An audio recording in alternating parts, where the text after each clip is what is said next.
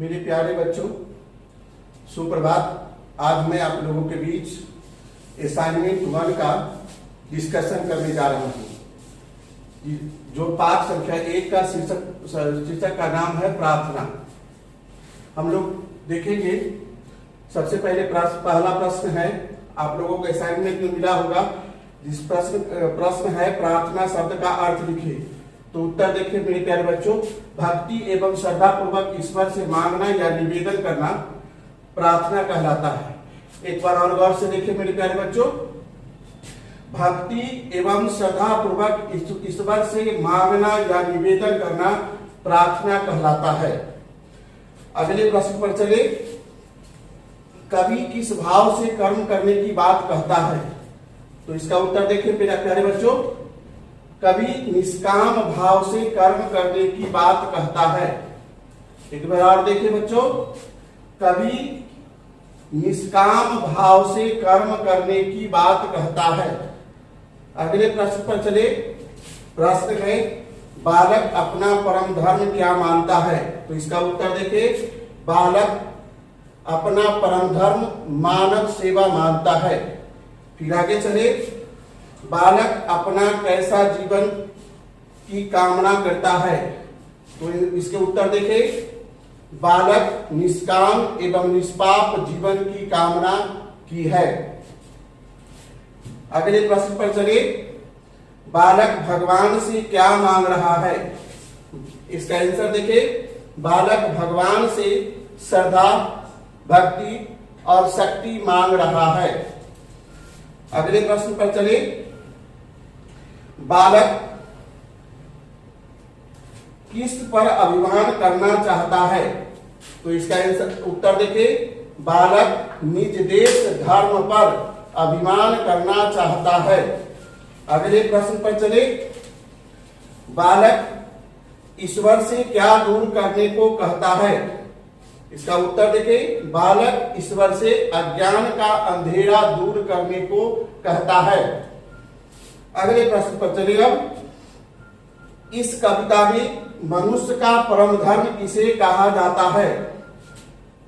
इसका उत्तर देखिए, इस कविता में मनुष्य का परम धर्म मानव सेवा को कहा गया है। अगले सवाल पर चलिए। बालक दुखियों के दुख को दूर करने किससे कहता है? बालक, इसका उत्तर देखिए, बालक दुखियों के दुख को दूर करने के लिए ईश्वर से कहता है। अगले सवाल पर चलिए। हंसकर बली होना कौन चाहता है? बालक, इसका आंसर देखिए, बालक हंसकर बली होना चाहता है। अगले सवाल पर चलिए। देवाधिदेव किसे कहा गया है? इसका उत्तर देखिए, देवाधिदेव अर्थात देवों के देव महादेव को कहा गया है। अगले सवाल चले। अवगुण का विलोम शब्द लिखे। तो देखिए बच्चों, इसका उत्तर होगा, अवगुण का विलोम शब्द गुण होता है। अगला सवाल देखिए। भगवान के 3 पर्यायवाची शब्द लिखे। तो इसका उत्तर देखिए बच्चों, भगवान का 3 पर्यायवाची शब्द प्रभु, ईश्वर, परमात्मा होता है। अगला सवाल है बच्चों, बालक अपना तन मन कैसा चाहता है? तो इसका उत्तर देखिए बच्चों, बालक अपना तन मन निर्मल चाहता है। निर्मल शब्द का अर्थ होता है प्यारे बच्चों, जिसके मन में किसी भी प्रकार का छल या अहंकार न हो।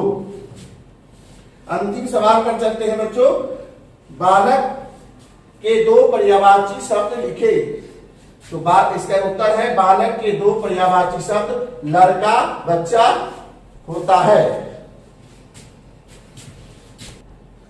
मेरे प्यारे बच्चों, अब हम आपको आपके पाठ पुस्तक हिंदी सौम्या के प्रश्न व्यास की चर्चा करने जा रहे हैं। हम लोग सबसे पहले प्रश्न को देखेंगे, जिसमें दिया गया है सही विकल्प पर सही का चिन्ह लगावे। और इसमें पहला प्रश्न है, कवि किस भाव से कर्म करने की बात कहता है? तो इसका उत्तर होगा मेरे बच्चों, बौह। निष्काम। फिर अगला प्रश्न है, कविता में मनुष्य का परम धर्म किसे कहा जाता है? तो उसका उत्तर होगा अ, मानव सेवा। कविता में कवि ने कैसे जीवन की कामना की है? तो इसका उत्तर होगा अ, निष्काम। अगला सवाल देखिए, घ नंबर, कवि भगवान से क्या मांग रहा है? तो इसका उत्तर होगा अ, शक्ति।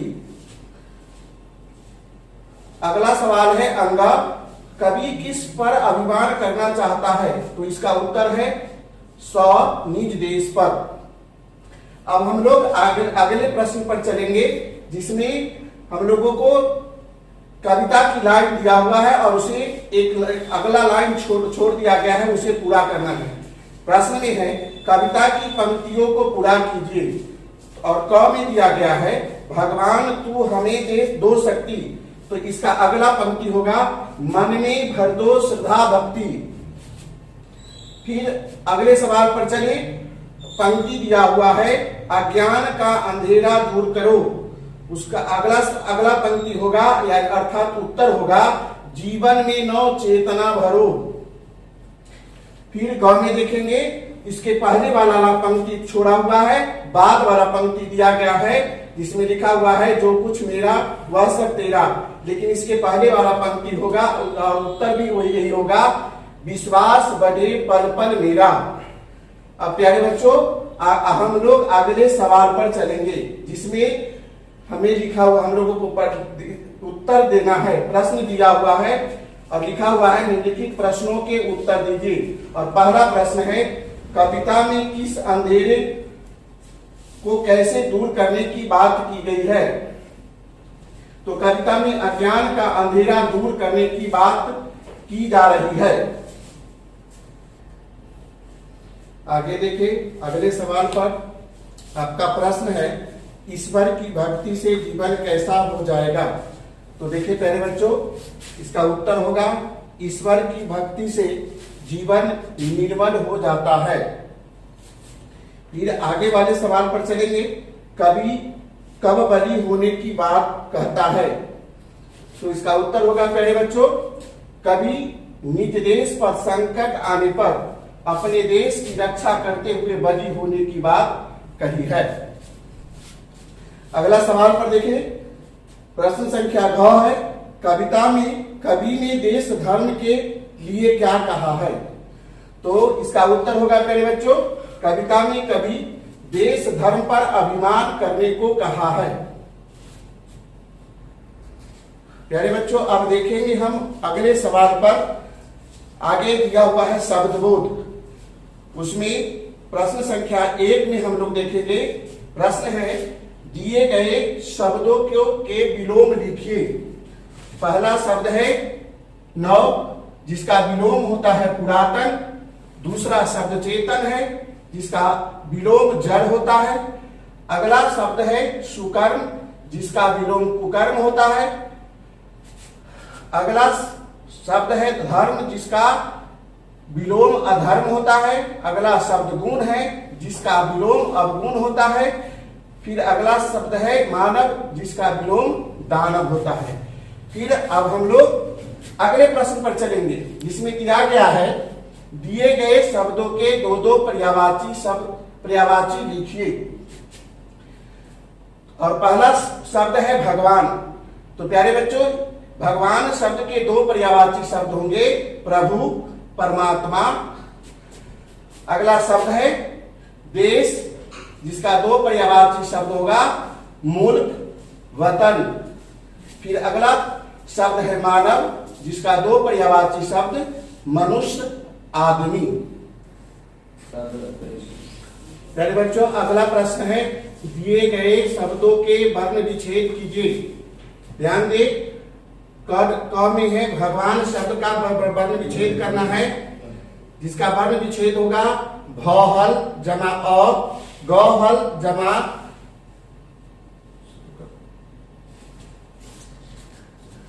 प्यारे बच्चों, एक बार फिर हम लोग देखते हैं, दिए गए शब्दों के वर्ण विच्छेद कीजिए।